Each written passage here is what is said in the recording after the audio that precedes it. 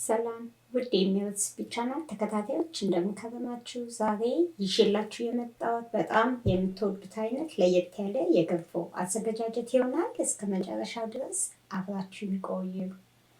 ገንፎን ለማዘጋጀት እዚህ ጋር እኔ የምሰራበትን ብረት ድስት አዘጋጅቻለሁ። ያው እሱ ላይ ምንድነው ያደረግኩት የአልመንድ ወተት አለኝ። እሱን ጨመርኩበት። ይበቃኛል ብዬ የማስበውን ያህል ያው የአልመንድ ወተቱ እኔ የቤት ነው ማዘጋጀው፣ ከውጭ አልገዛም። ከዛው ሊፈላ ሲል ጨው አደረኩበት እና አሁን ሲፈላ ደግሞ የገንፎ ዱቄት አደረኩበት። የገንፎ እህል ዱቄት አገር ቤት የሚዘጋጀው ማለት ነው። እሱን ጨመርኩበት። ያው መጠን እንደየፍላጎታችሁ ይለያያል። ምክንያቱም አንዳንዴ ዱቄት ውሃ የሚያነሳ ሊሆን ይችላል፣ ላይሆን ይችላል። እንደምታዩት በደንብ አድርገን በመጀመሪያው ዞዝ ላይ በደንብ አድርገን ገንፎውን ማሸት አለብን። አለበለዛ ጓጓላ ሊኖረው ይችላል። የመጀመሪያው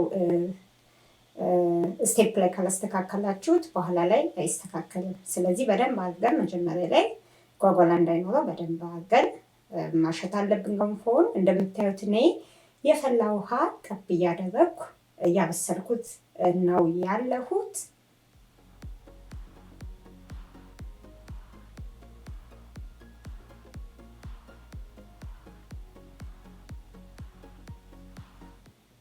እና እንዳልኳችሁ ውሃ እያደረግን የፈላ ውሃ ነው የምንጠቀመው። እናበስለዋለን። አሁን ገንፎ በስሎልኛል። እኔ ያው የወይራ ዘይት ነው የምጠቀመው። እናንተ የፈለጋችሁትን መጠቀም ትችላላችሁ። አሁን እንደምታዩት አስተካክለዋለሁ በእንደዚህ አይነት መልኩ።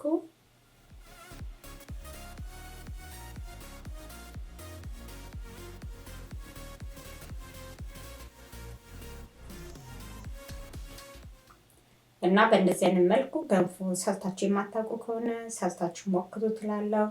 ከአልመንድ ወተት ጋር ያው ጾም ሲሆን በእንደዚህ አይነት መልኩ መጠቀም ትችላላችሁ። ያው የወተት ገንፎ ይሰራል አይደለም በመደበኛ ወተት። እኔ ደግሞ ዛሬ በአልመንድ ወተት አዘጋጅቼዋለሁ። እውነቴን ነው የምላችሁ በጣም ነው የሚጣፍጠው። እንደገና ደግሞ ቤት ውስጥ የምታዘጋጁት የአልመንድ ወተት እና ከውጭ የምትገዙት ምንም አይገናኝም። ጣዕሙም ብትሉ መልኩ ራሱ ምንም አይገናኝም። ስለዚህ ቀላሉ ቤት አዘጋጅታችሁ የአልመንድ ወተት መጠቀም ትችላላችሁ። እንደገና ደግሞ ትንሽ አልመንድ ብዙ ወተት ነው የሚወጣው።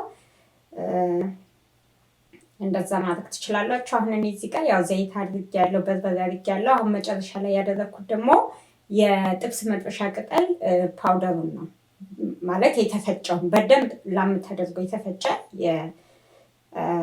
ጥብስ መጥበሻ ቅጠል ፓውደሩን አረኩበት። እስኪ ልሞክረው ብዬ ነው፣ ለመጀመሪያ ጊዜ ነው ፓውደሩን አድርጌ ስጠቀም። ከዘይት ጋር ያው እሳት ላይ አድርጋችሁት ከዘይት ጋር ተጠቅሜ ያውቃለሁ፣ ግን እንደዚህ ፓውደሩን ተጠቅሜ አላውቅም። ግን ያው ሞከርኩት፣ በጣም ልዩ ጣዕም ነው ያለው። እኔ ግቢ ስለነበረኝ የተከልኩት ሮዝመሪ፣ እሱ ምንድን ያደረግኩት አጠብኩና ድዝቅ አድርጌ እኔ ራሴ ፈጭቼ ፓውደሩን አዘጋጀው። ያው የሚሸጥም አለ፣ ግን የቤት ያው ብታዘጋጁት በጣም አሪፍ ነው ብዬ አስባለሁ። እንደምታዩት በእንደዚህ አይነት መልኩ በጣም አሪፍ የሚጥም ገንፎ አዘጋጅቻለሁ። በጣም ነው የምትወዱት። ጣዕሙ ለየት ያለ ነው፣ አፍ ላይ ደስ የሚል ነገር አለው። እናንተም ሰርታችሁ ሞክሩ ትላለው። ላይክ ማድረጋችሁን እንዳረሱ። ስለተከታተላችሁን እጅግ በጣም አመሰግናለሁ። ሌላ ጊዜ በሌላ ስራ እስከምንገናኝ ድረስ ደህና ሁኑ።